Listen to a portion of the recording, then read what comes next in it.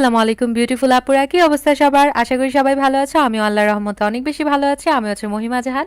তো প্রতিদিনের মতো আজকে আমি তোমাদের সাথে আবারও আরেকটা ডেইলি লাইফস্টাইল ব্লগ শেয়ার করার জন্য চলে এলাম। তা আমি হচ্ছে আজকে তোমাদের সাথে রান্নাবান্নার পার্টটাই বেশি দেখাবো। আমি একজনের কাছ থেকে শুনেছিলাম যে মেয়েদের অর্ধেক জীবন নাকি চলে যায় শুধুমাত্র রান্নাঘরেই। এখন যত বড় হচ্ছি তত মনে হচ্ছে এই কথাটা অনেক বেশি সত্যি। কারণ দেখা যায় আমাদের মা চাচিরা বা হচ্ছে যারা মহিলা মানুষ আছে তারা কিন্তু সকালে রান্না করে, দুপুরে রান্না করে, রাতে রান্না করে।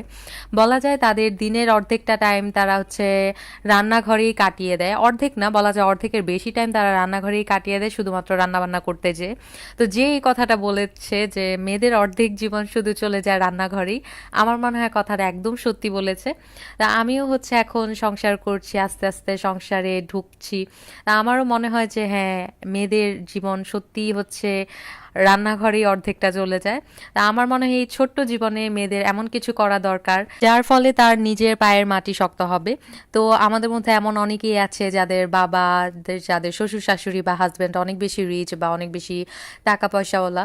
তো আমরা ওই মেয়েরা কি করি, আমরা কোনো কিছুই করি না। আমাদের লাইফটা হচ্ছে আমরা শুধুমাত্র রান্নাবান্না করেই কাটিয়ে দিই, অন্য কোনো দিকেই আমরা কোনো খেয়াল রাখি না।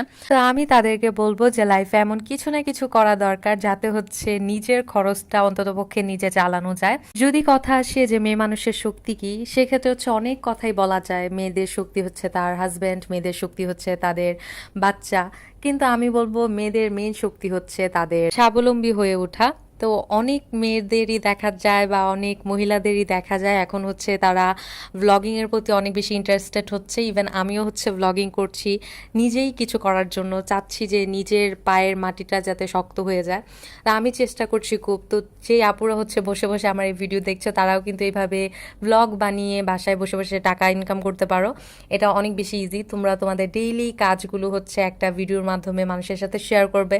অ্যান্ড অনেকেই হচ্ছে এই ভিডিওগুলো অনেক বেশি পছন্দ করে, যার ফলে হচ্ছে তোমরা দিন শেষে বা একটা সময় পরে যে তোমরা ইউটিউব থেকে টাকাও উঠাতে পারবে।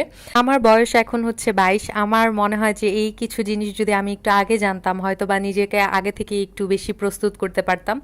তো আমি চাই যাতে আমি আমার লাইফে এমন কোনো একটা পজিশন হোল্ড করি যেখান থেকে হয়তো বা কেউই যদি আমার পিছনে না থাকে, কেউ যদি আমাকে দেখার মতো না থাকে, আমি যাতে নিজে টেক কেয়ারটা নিজে করতে পারি।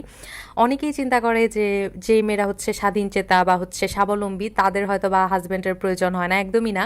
আমি যেটা মনে করি যে আমাদের যেমন ছোট্ট থেকে বড় হওয়া পর্যন্ত আমাদের বাবার হচ্ছে একটা গাছের মতো আমাদের ছায়া দিয়ে বড় করে।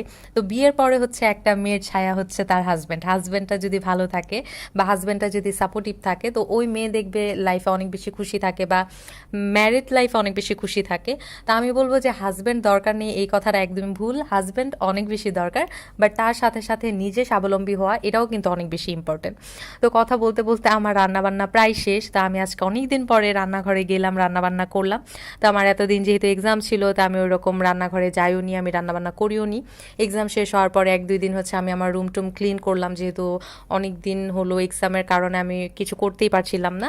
তা আমি হচ্ছে আজকে প্রথমবার রান্নাঘরে গেলাম রান্না করার জন্য। প্রথমবার বলতে হচ্ছে পরীক্ষার পরে প্রথম আমি এখন রান্নাঘরে গেলাম রান্না করার জন্য। আজকে মোটামুটি সব কিছুই আমি রান্না করেছি। তো এখানে দেখতেই পেলে কি কি রান্না করেছি। তা আজকে হচ্ছে আমি ব্লগটা ওই রকম বেশি টানলাম না বা আমি হচ্ছে সামনেও আসলাম না, কারণ আজকে আমি একটু বিজি ছিলাম বলতে গেলে। আমার মনটাও ওই রকম ভালো ছিল না, সব কিছু মিলিয়ে আমি ওইভাবে কোনো কিছুই করতে পারিনি। জানি না কার কেমন হয়, আমার তো মন ভালো না থাকলে আমি কোনো কাজই ওইভাবে করতে পারি না। তো যে কারণে হচ্ছে যতটুকু পেরেছি শেয়ার করেছি তোমাদের সাথে। আশা করি তোমাদের কাছে এই ব্লগটা ভালো লাগবে। আর হ্যাঁ, তোমরা যদি কেউ মেকআপ রিলেটেড কোনো কন্টেন্ট দেখতে চাও, মেকআপ বা স্কিন কেয়ার প্রোডাক্টের রিভিউ দেখতে চাও, তাছাড়া হচ্ছে একদম ফ্রিতে মেকআপ শিখতে চাও, তারা কিন্তু ডেফিনেটলি আমার আরেকটা চ্যানেল এক্সপ্লোর ট্রেন অ্যান্ড ভোগ সাবস্ক্রাইব করে রাখতে পারো। সেখানে কিন্তু আমি মেকআপ রিলেটেড কন্টেন্ট আপলোড করে থাকি। তো এটাই ছিল আজকে আমার ছোট্ট একটা ভিডিও। আশা করি তোমাদের কাছে এই ভিডিওটা ভালো লেগেছে। ভালো লেগে থাকলে আমার চ্যানেলটা সাবস্ক্রাইব করে দিয়ে পাশে নোটিফিকেশন বেলটা প্রেস করে দিও। ভিডিওটাতে একটা লাইক করে দিও। যদি আমাকে কোনো কিছু জিজ্ঞাসা করতে হয় ডেফিনেটলি কমেন্ট করো, আমি কিন্তু সবার কমেন্টে রিপ্লাই দিয়ে থাকি। ভিডিওটাতে একটা লাইক করে দিও। তো আজকে এই পর্যন্ত, অন্য কোনো ভিডিওতে আবার দেখা হবে। সেই পর্যন্ত সবাই ভালো থাকো, সুস্থ থাকো। আল্লাহ হাফিজ।